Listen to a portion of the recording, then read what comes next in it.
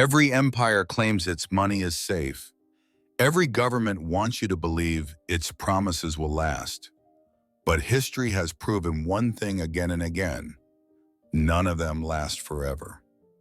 From Rome to France, from the American Civil War to modern-day Lebanon, people have woken up one morning to realize that the money they spent years saving was suddenly worth almost nothing.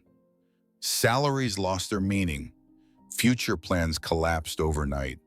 These kinds of collapses are not exceptions. They are part of the natural course of history. So the real question is this: do systems collapse? Yes, sooner or later they always do.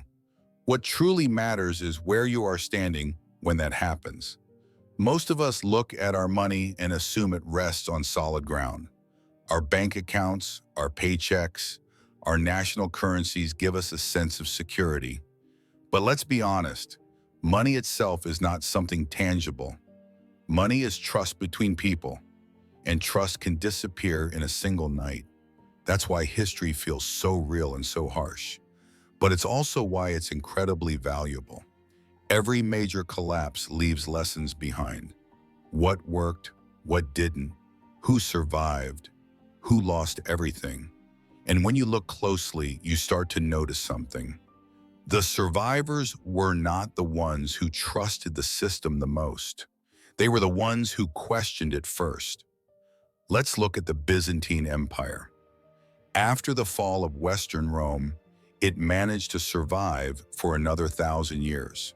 One of the key reasons was its gold currency, the solidus.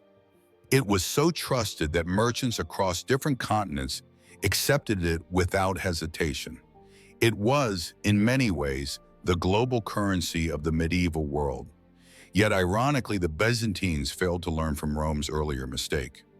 Rome had repeatedly devalued its silver currency. Byzantium ended up doing the same thing with gold. The purity of the coin was gradually reduced. At first, no one noticed. Then confidence weakened, and eventually that once perfect currency became ordinary. So who suffered? Those who tied all their wealth to state-issued money. And who survived? Those who quietly held gold, land, or other real, tangible assets the state could not easily seize or dilute. But not every collapse comes from rulers playing with money. Sometimes life strikes from a completely different direction. The Black Death of the 14th century is one of the strongest examples. Nearly half of Europe's population died. Cities emptied, villages disappeared. It was a time of chaos. Yet interestingly, for those who survived, an entirely different life began. With fewer people, labor became more valuable. Land and homes became cheaper. People who could work and had even small savings found opportunities they could never have imagined. The structure of society began to change. If this reminds you of the COVID period, that's no coincidence. We saw the same pattern during the pandemic. Those with liquidity bought houses, land, and stocks. Those struggling to make it to the end of the month fell further behind. Crises always redistribute wealth. The banking collapse of Renaissance Florence teaches us another lesson. Institutions that look powerful are not always safe. The strongest banks of the era collapsed one by one when kings failed to repay their debts. People couldn't get their money back. The belief that a bank this big won't fail was just as wrong then as it is today. During the American Civil War, the cost of printing money became painfully clear. Both the North and the South printed unbacked currency. In the South, inflation spiraled out of control. People carried bags of money that couldn't buy bread. What truly mattered at the time wasn't paper money, it was land, food, and tangible assets. The assignats printed during the French Revolution shared the same fate. They were introduced with good intentions, printed recklessly, and quickly turned into worthless pieces of paper. People stopped buying food with money and turned to barter instead. More recently, the 1997 Asian financial crisis showed us once again how dangerous it is to borrow in someone else's currency. When local currencies collapsed, debts multiplied overnight. Ordinary people paid the price while large players bought assets cheaply. And then there is Lebanon. After 2019, banks locked their doors.